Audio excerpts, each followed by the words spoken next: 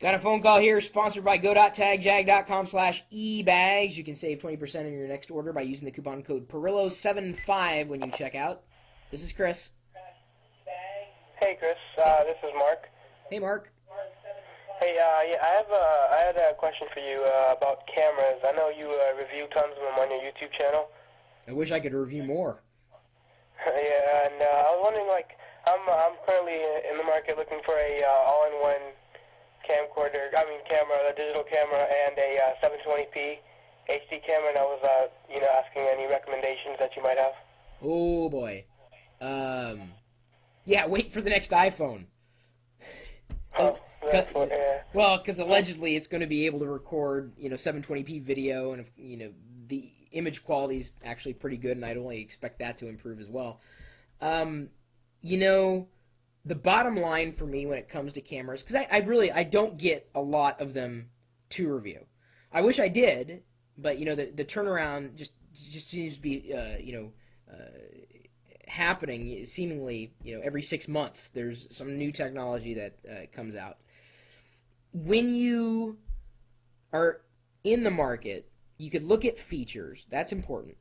But I think more than just features, it's the output. So, looking at an image and saying, wow, that's just an amazing photo. How did get this picture? What camera did you use? You find out more about that camera. Um, you can take the direction of going with a compact camera, like a pocket camera, a point and shoot. You can go all the way up to an SLR. Ultimately, you have to decide, because anything in any range can handle video at this point. Um, you have to decide what that quality of output is going to be like. I've taken to shooting some of my HD videos, the 720p videos, on a camera that is very produces a very sharp image with video, but it has issues with focus. Sometimes you'll see in some of my videos the focus will go in and out. It's largely because the camera has sometimes a difficult time focusing or keeping focus on an object. But overwhelmingly, it seems to produce a better or sharper image. Uh, as I said, kind of overall. I hadn't seen any other videos recorded by the camera when I got it, but I got it on review, so it's kind of extended review.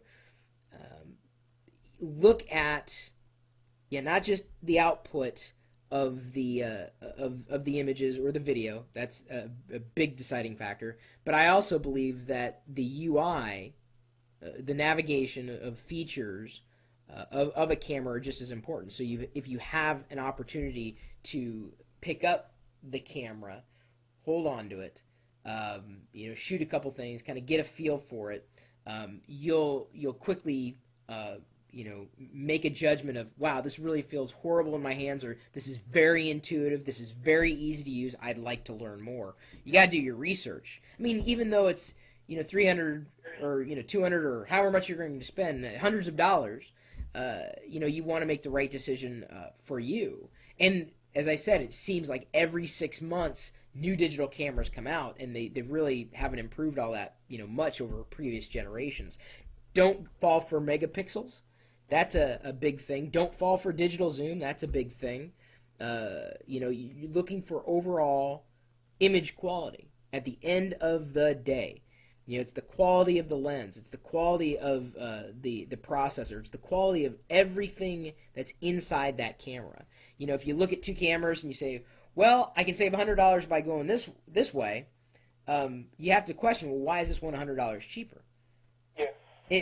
And that's two different cameras. Now, if they're the two of the same cameras, thinking, well, two of the same cameras, same exact camera model, but online this one's $500 cheaper. Well, I'm going to go here because it's $500 cheaper. Well, when you do that, sometimes you're going, and more often than not, be a victim of a bait and switch. Digital cameras are notorious, and vendors for digital cameras are notorious for pulling this. They'll say it's $500, but then cause you to jump through all these hoops, saying, well, but then that's the camera, that doesn't include the lens. The lens is $200, and then we'll send you a special care kit that's $100, and then they give you the runaround, and shipping and handling is $400. So they end up charging you more for the same device, but they can get away with it. So you always want to check, a vendor's ratings as much as you're checking the ratings for a particular device. Buying a digital camera sight unseen can be a challenge. Buying a digital camera as soon as it's released can also be ill-advised. You really want to get a feel for how people are using, what they're using it for, how things are looking. And I know we all get caught up in the excitement of a new gadget. This is one of the reasons why I really don't buy a lot of digital cameras anymore. Because every so often, once every 2 years, I get the opportunity to review a digital camera, since that's not my specific background, but being a gadget hound, new stuff is coming out. Ultimately, the camera that I carry with me just about everywhere I go is on my phone. So I'm half kidding, but I'm half serious when I said, you may think about that. Just because if you're ready to take a picture, if you don't have the device on you, it doesn't do you any good. It's one of the reasons why I stopped buying cameras that I'd have to lug around. If I couldn't fit it in my pocket, inevitably it would always get left at home, always. So yeah, I guess just keep all those things in mind when you go to buy your next digital camera. Read reviews. Unfortunately, I don't have any specific recommendations for you. I mean, I could go into the whole battle of Canon versus Nikon versus Olympus versus X, Y, and Z. Do your research. I say that for anything, to anybody about